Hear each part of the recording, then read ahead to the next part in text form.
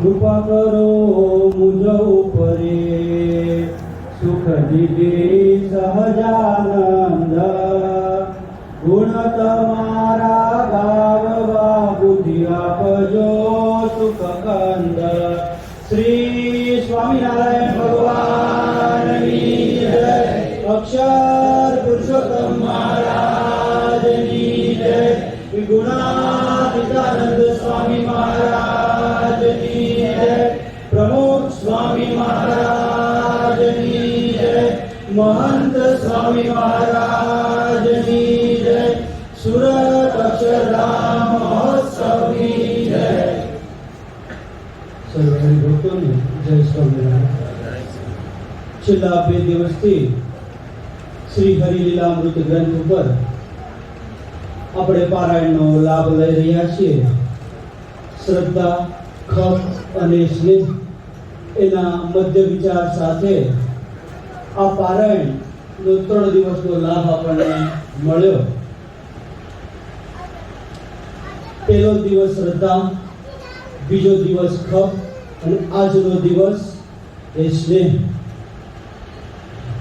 ભગવાનને પામવા હોય તો જીવને સૌથી પહેલા જરૂરી પડે એ છે શ્રદ્ધા।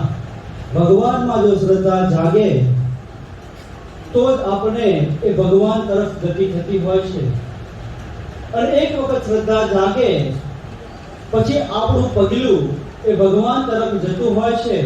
પછી સત્સંગમાં આપણો એકડો ઉતાવવાનો ચાલુ થાય છે અને સત્સંગમાં આવ્યા પછી સૌથી મોટી જરૂરી વસ્તુ છે એ છે ખપ। ઘરની અંદર રહેવું હોય તો બધું સહન કરવું પડે, એમ સત્સંગની અંદર ખપ રાખી અને સહન કરવું પડે અને સાથે જોડાણ કરીને રહેવું પડે। એટલે જીવનમાં જરૂરી છે ભગવાન પામવા માટે એ છે ખપ। એ ગઈકાલે ખપ ઉપર આપણે લાભ લીધો। શ્રદ્ધા અને ખપ બે જ્યારે ભેગું થાય છે ત્યારે ભગવાનની દ્રષ્ટિ તરફ આપણે પહોંચતા હોઈએ છીએ કે ભગવાનના નજરની અંદર આપણે પહોંચીએ કે આ મારો ભક્ત છે એ હવે મારા તરફ આવવા તરફ ગતિ કરી રહ્યો છે।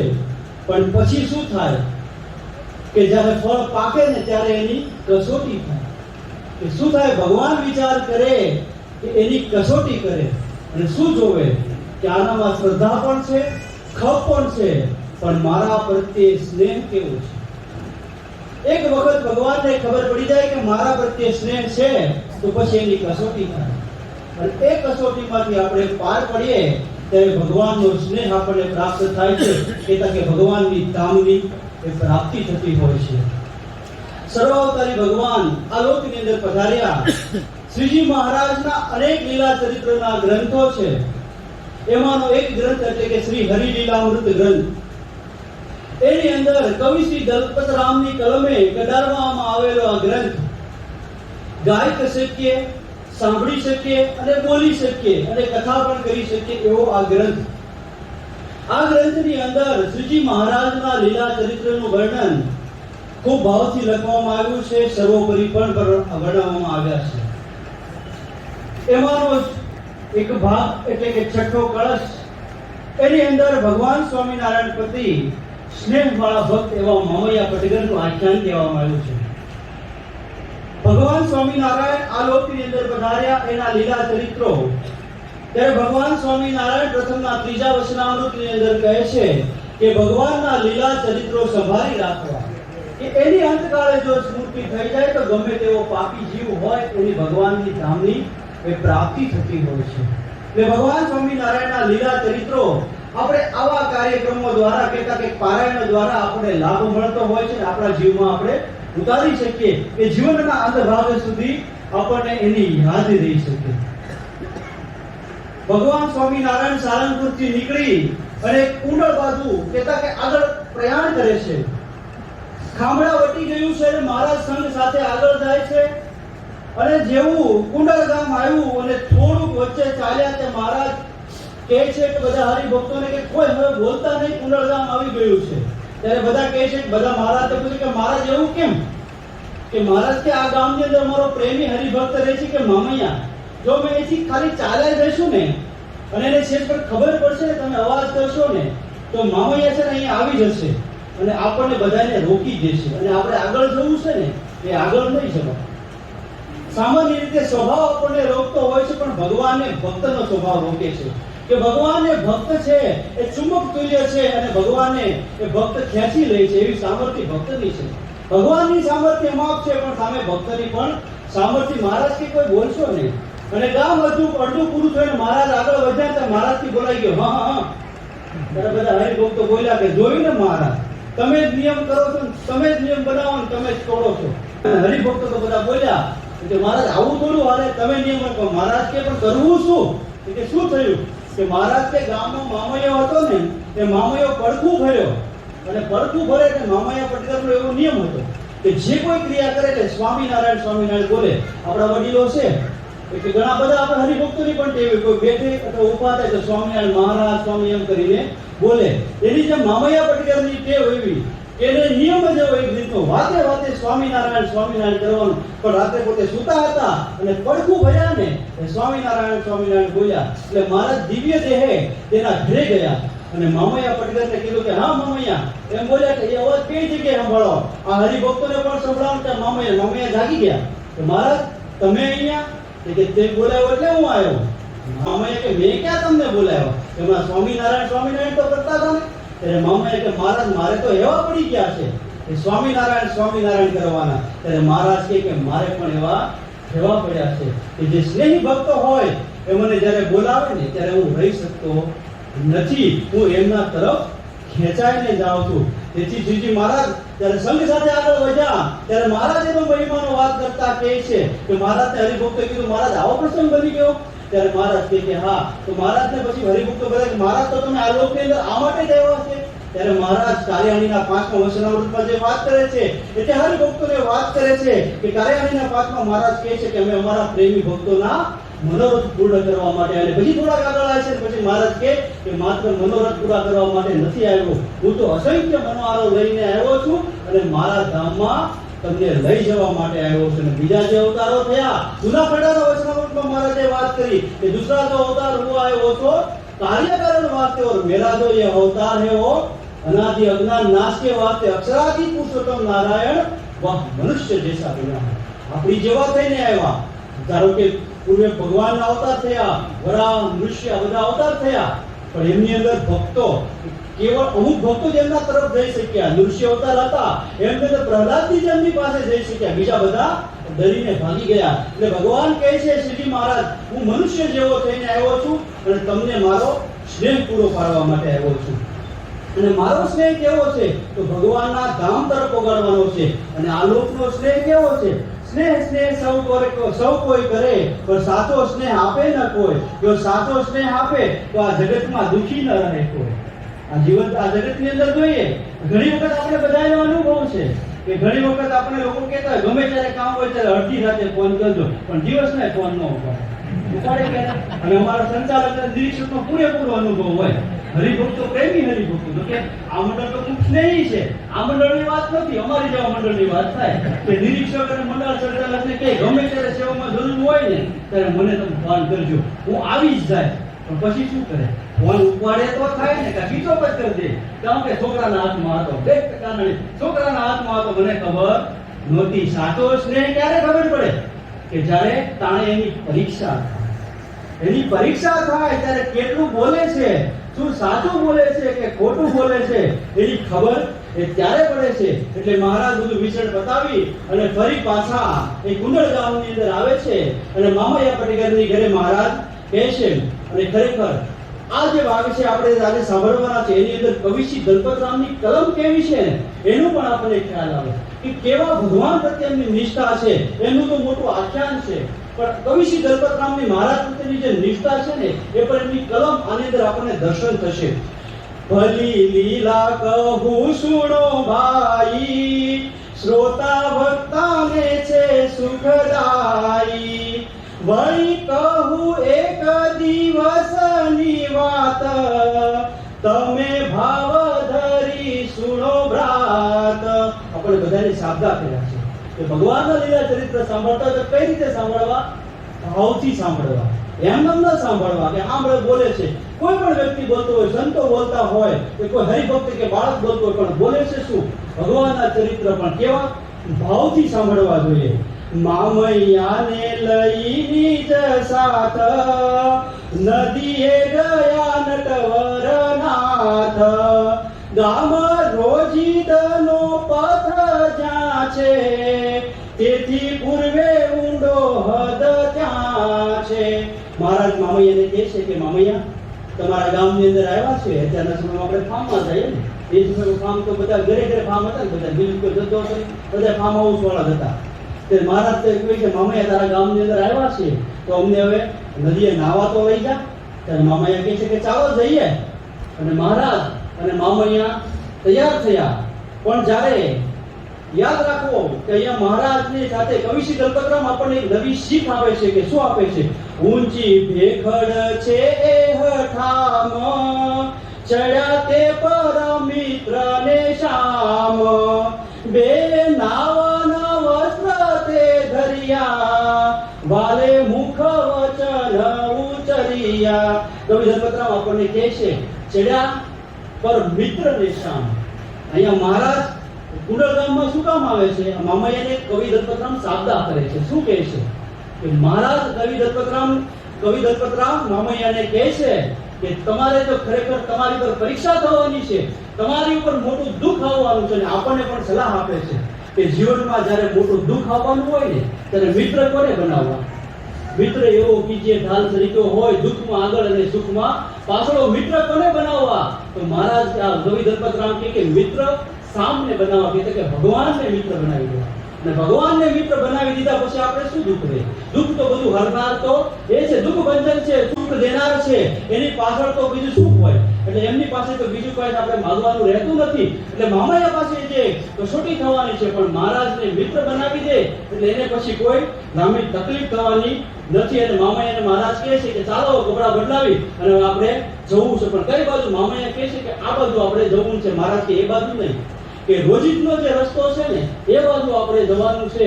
અને ત્યાં ભેખડ છે ને ત્યાં જવું છે. એટલે મામૈયાને એમ કે આપણી ભાષામાં ભેખડે ફરાવાનું કહે ને, તો મામૈયાને ખરેખર ભેખડે નાખવા માટે લઈ જાય છે, એની કસોટી કરવા માટે લઈ જાય છે.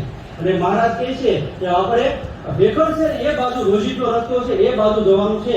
અને મામૈયાએ કીધું એ બાજુ મહારાજ જવાય નહીં, ત્યાં નાહવાની મજા ના આવે. આપણે જે સમતળ પાણી છે બાજુ, મહારાજ માનતા નથી. મહારાજ તો કહે છે કે આપણે આ તરફ જ જવું છે. જાણ્યું ભક્તની પ્રીતિ છે કેવી, આજ એની પરીક્ષા તો લેવી. કહ્યું અહીંથી કૂદી પડાય, તેમ તમથી ન થાય કે થાય. મહારાજ મામૈયાને લઈ અને આ રોજિંદ વાળો પક્ષ છે ને આ ભેખડ છે ત્યાં લઈ ગયા. અને મામૈયાને કહે છે કે મામૈયા આજે ભેખડ છે, આથી કૂદકો માર્યો તો કેમ થાય? અને મહારાજ પાસે એમને કહે છે કે તમે કૂદકો મારી શકો ખરા? એટલે મામૈયા બે હાથ જોડી કહે છે મહારાજ પછી મારે તો કૂદકો ન મરાય, પણ તમે મારો વિચાર કરતો તમે માંડી વાળજો અને તમે આ બધું રવા દેજો. પણ મહારાજ આ વખતે મામૈયાની કસોટી લેવા પ્રયત્ન કરે છે. કે મહારાજ વિચાર કરે છે કે ખરેખર મારા પ્રત્યે એને કેવો સ્નેહ છે એ એનું જોઈ લે. અને મહારાજ એની પરીક્ષા કરે છે. પ્રમુખ સુબી મહારાજ વારંવાર એવું કહેતા કે પરીક્ષા કોની થાય? જે અભ્યાસ કરતો હોય, તેજસ્વી વિદ્યાર્થીઓ એની પરીક્ષા થાય. ગામમાં ઢોર ચરાવતો હોય એની પરીક્ષા થાય ખરી? સ્કૂલે જ ન જતો હોય એની પરીક્ષા થાય ખરી? જે આદર્શ વિદ્યાર્થીઓ એની પરીક્ષા થાય. સાચું સોનું હોય તે લેબમાં મોકલાય, કે બગસરાના ઘરેણા લેબમાં મોકલાવાય, એની ઉપર પોસ્ટિંગ ચડાવાય. સાચું સોનું હોય એ લેબમાં જાય, એની પરીક્ષા થાય. ભગવાનનો ભક્ત હોય એની પરીક્ષા થાય. અને પરીક્ષા થાય તો ઘણી વખત એવું થાય કે પરીક્ષા હું કામ કર્યું છે? વિદ્યાર્થીની પરીક્ષા થાય છે એ વિદ્યાર્થીને પાછળ લાવવા માટે થાય છે? નહીં, વિદ્યાર્થીની પ્રગતિ માટે થાય છે. એને કઠણમાં કઠણ પ્રશ્ન પૂછવામાં આવે કે શું કામ? કે ભવિષ્યની અંદર, જીવનની અંદર તમે અત્યારે નાના ધોરણમાં હો, પણ ભવિષ્યમાં યુપીએસસી તમારે ક્રેક કરવું હોય અને આગળ જવું હોય તો જે કઠણ પ્રશ્ન પૂછવામાં આવ્યા હોય તો કઠણ પરીક્ષામાંથી તમે પાસ થાવ તો આગળ જતા તમારે સારું. એમ ભગવાન છે આ લોકની અંદર આવે અને ભગવાન અને સત્પુરુષ એ ભક્તની પરીક્ષા કરતા હોય છે અને એમનું એ બધું ખરેખર જોવા માંગતા હોય છે. અને આપણે ગામડાની અંદર પણ અનુભવ આપણને છે કે ઢોરને ગમાણમાં બાંધવાને પહેલા ખીલો ધરપવામાં આવે અને ખીલો ધરબીને પછી શું કરે? હલાવે. ઘણી વખત આપણે સેવાની અંદર હોઈએ અને ત્યાં પણ આપણે જોઈએ ક્યાંક આડું અવળું થાય તો એ શું થાય કે ભગવાન અને સંત આપણી પ્રત્યે એમને મોકલે અને આપણો ખીલો કેવો મજબૂત છે ને એ હલાવવાનો એ પ્રયત્ન કરે અને ત્યારે આપણી એ સાચી પરીક્ષા એ થતી હોય છે અને એની અંદર એ પાસ થવું પડતું હોય છે. અને આ રીતે એ મામૈયા પટેકરની મહારાજ એ પરીક્ષા કરે છે અને પછી અને મામૈયાને મહારાજ કહે છે કે મામૈયા અહીંથી કૂદકો મારવાનો મારો વિચાર છે અને હવે મારે તો અહીંથી કૂદકો મારવો છે. અને ખરેખર હવે દલપતરામજી આપણને સમજાવે છે કે શ્રીજી મહારાજ કોણ છે અને મામૈયાને પણ સાબદા કરે છે. કહે મામૈયો હે મતિ ધીર, અતિ ઊંડું છે આ સ્થળે નીર, પડે તેના નક્કી પ્રાણ જાય, માટે મુજથી પડી ન શકાય. મામૈયા કહે છે કે હે મતિ ધીર. મામૈયા પટેકર એ કોઈ અભ્યાસી નહોતા, એ કોઈ ચારણી સાહિત્ય નહોતા ભણેલા, તો મહારાજને મતિધીર શબ્દ, આ મતિધીર શબ્દ છે એ કવિ શ્રી દલપતરામનો છે. દલપતરામજી આપણને સમજાવે છે કે જીવન ભગવાનને પણ પ્રાર્થના કરે છે કે હે પ્રભુ, તમે આ મામૈયા પટેકરની જે પરીક્ષા કરવા જઈ રહ્યા છો પણ ધ્યાન રાખજો મામૈયાની મતિ નહીં ફેરવતા. અને આપણા માટે કવિ શ્રી દલપતરામ પ્રાર્થના કરીને મહારાજને ઉચ્ચારે છે કે મતિધીર કહે છે કે હે ભગવાન, આ જગતને મતિ આપનાર તમે છો, પણ જ્યારે અમારા જીવનની અંદર પરીક્ષા થતી હોય, કઠણ સંયોગ આવે ત્યારે અમારી મતિ એ ધીરજવાન બનાવવી જોઈએ. અમારી મતિ જ્યારે ધીર રહેશે તો જ અમે તમારી આ પરીક્ષાની અંદરથી પાર પડી શકશું. એટલે મહારાજ એ મતિ ધીર છે અને મહારાજને આ મામૈયા પટેકર કહે છે કે મહારાજ આ વસ્તુ કરાય નહીં, અને જો કોઈ અહીંથી પડે એટલે પાકું 100% એ વ્યક્તિના પ્રાણ જાય અને જાય, પણ આ સાહસ કરાય નહીં. કહે શ્રી હરિ હું તો પડીશ, જશે ધન તો સ્વધામે જઈશ, નથી આત્મા કદી મરનારો, એ છે અજર અમર ઠરનારો.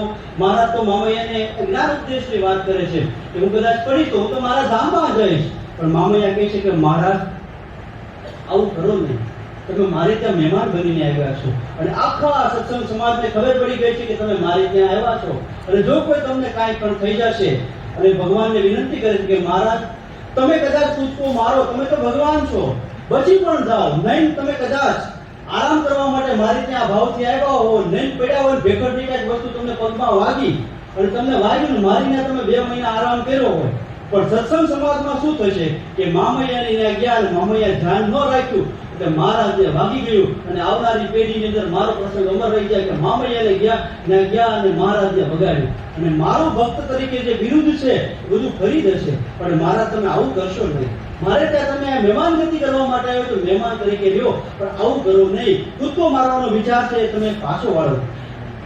પછી મહારાજ કહે છે કે ના મામૈયા, અમારે તો એ કૂદકો મારવો છે. મામૈયો કહે હે મહારાજ, એવું કરશો નહીં તમે કાજ, તમે છો સર્વ વાત સુજાણ, સતસંગીના જીવન પ્રાણ. હે મહારાજ, તમે તો અમારા જીવન પ્રાણ છો, તમને કઈ પણ થઈ જશે તો સત્સંગ સમાજ મને શું કહેશે અને હું બધાને શું મોઢું બતાડીશ.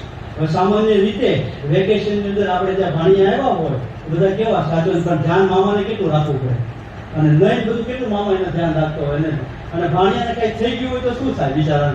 મામાનો આવ્યો ને કે મામાની ઘરે ગયો તો અને આ તો મામાથી ઉપર મામૈયો, મામાનો મામૈયો, તો એને કેટલી ડર થાય કે એની ત્યાં તો મહારાજ સ્વયં પધાર્યા છે, તો આ મહારાજ ઉપર કે મારા જીવનની અંદર કોઈ દાગ ન લાગે, કહેતા કે જીવનનું પણ દાગ પણ મહારાજને પણ કશું થવું ન જોઈએ એવી ભાવ એને છે.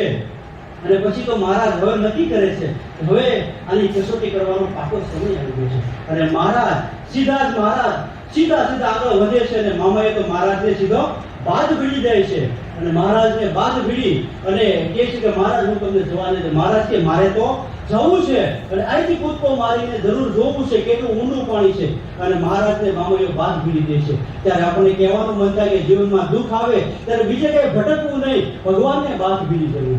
હે મહારાજ, અમારું દુઃખ ટાળવું એ તમારી સામર્થ્ય છે, આ લોકમાં બીજા કોઈની સામર્થ્ય નથી. એમ આ પ્રસંગ દ્વારા મામૈયો મહારાજને બાદ ભીડી જાય છે અને મહારાજને આગળ કોના હાથમાં આવે?